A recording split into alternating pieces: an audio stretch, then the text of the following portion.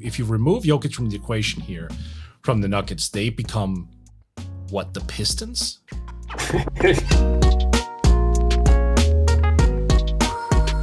So let's start at the top, Mort. Let's start MVP. When we did the quarter season, we both picked Steph, but we said it was basically a 3 to 4 man race. We said it was Steph, it was KD, it was Giannis, and then Jokic belonged in there because of his individual greatness, but the Nuggets record we thought would, be the thing that dragged him down.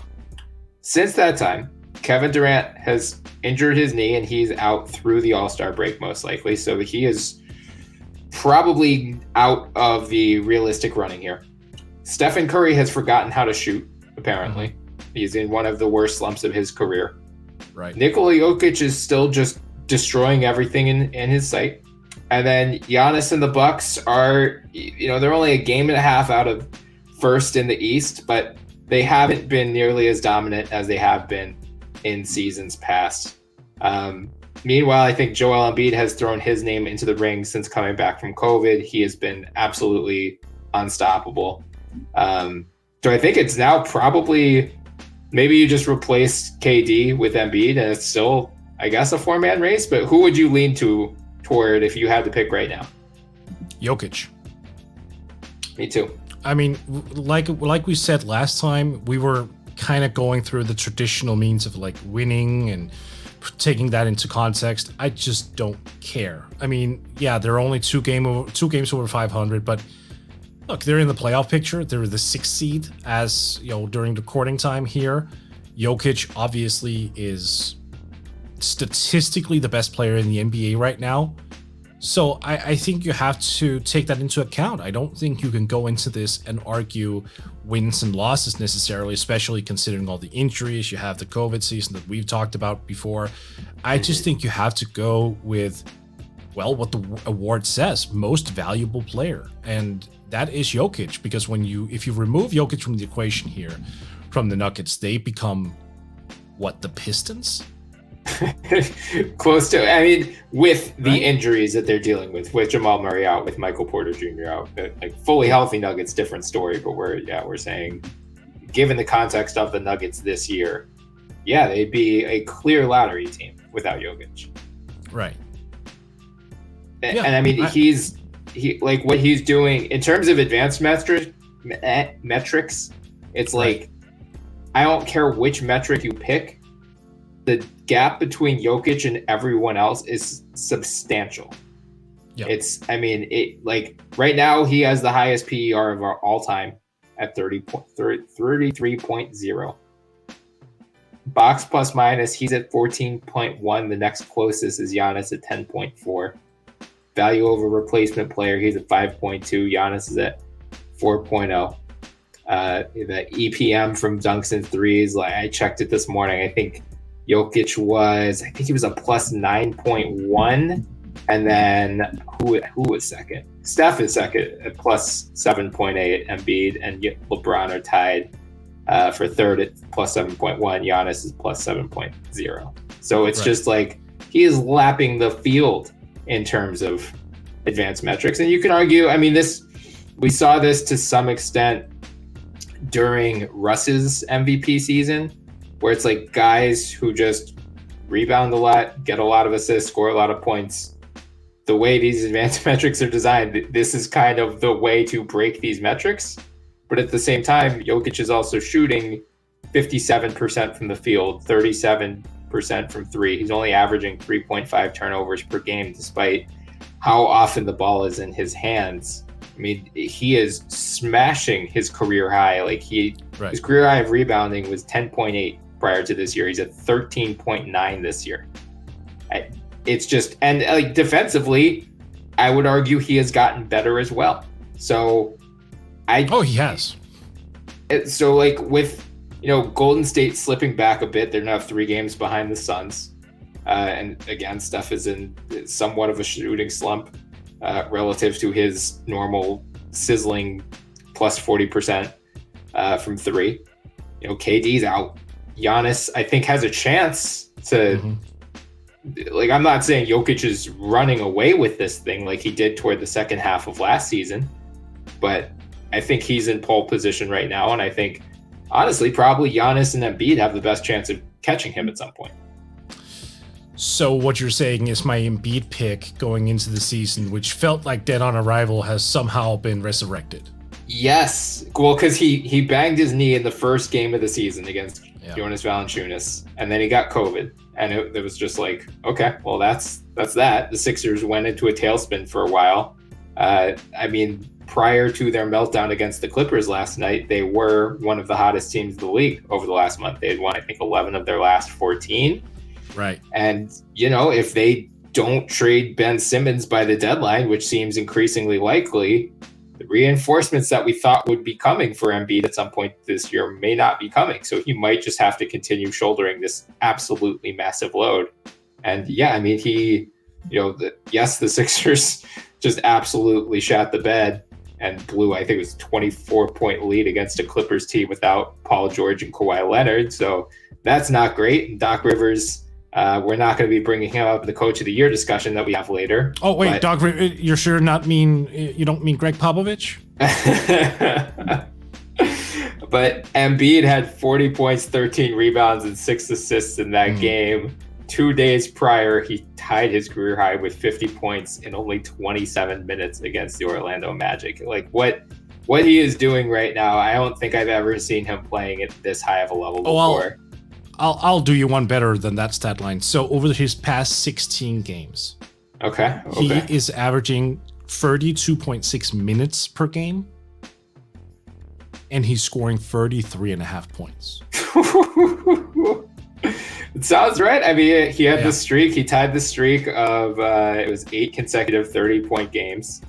Yeah, he's had some, I think, a double-digit streak of 30-point games in road games. He had 5 games in a row where he scored 31 exactly. That has to be some kind of record.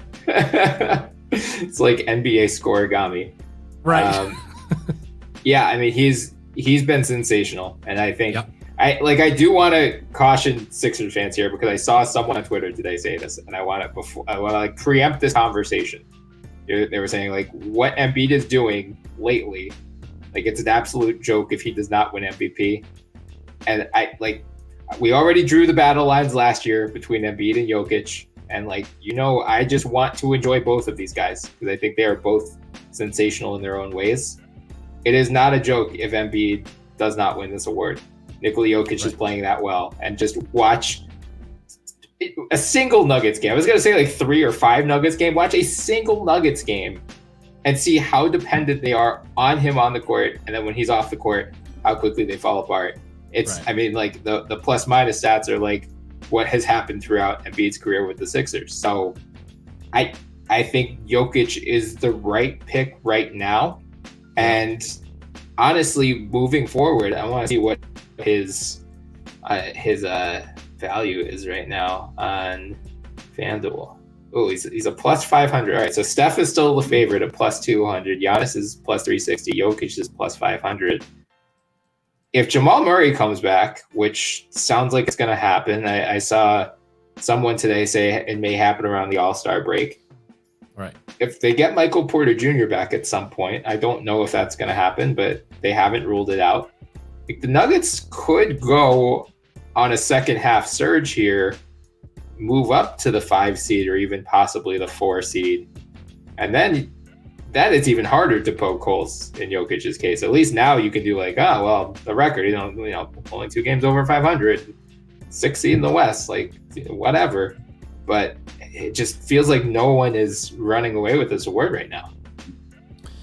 Well, no, but we were halfway through the season. First and foremost, it's a weird, wonky season, as we talked about plenty of times, and we're still trying to figure out, I think, just what the criteria needs to be this year. I think that's why we don't have a clear-cut frontrunner.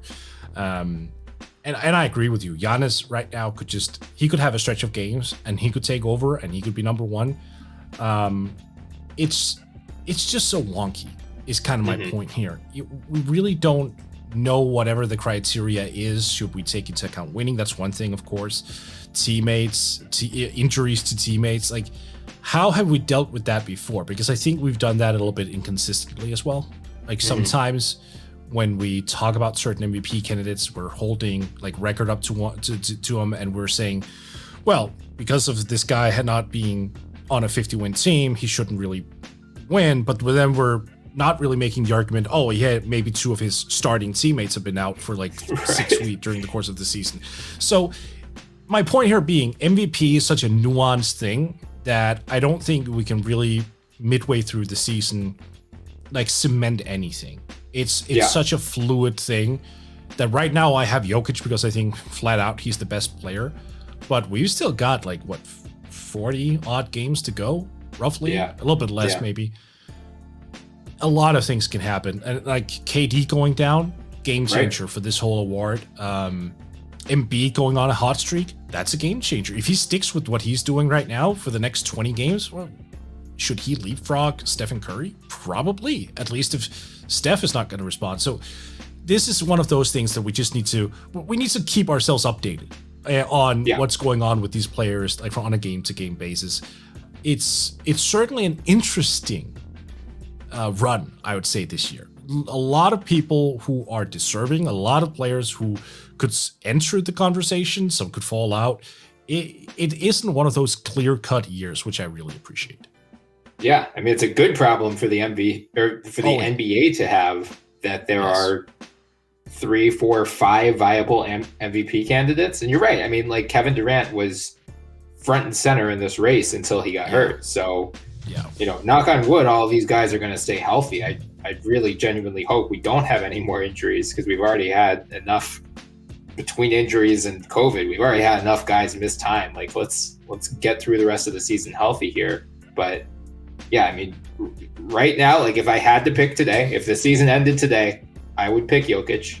I think Embiid and Giannis both could be interesting values at their price. Probably more Embiid at plus 700 than Giannis was plus 360, so he's a second. Interestingly, Ja Morant is now 5th on the leaderboard at plus 1200. Wow.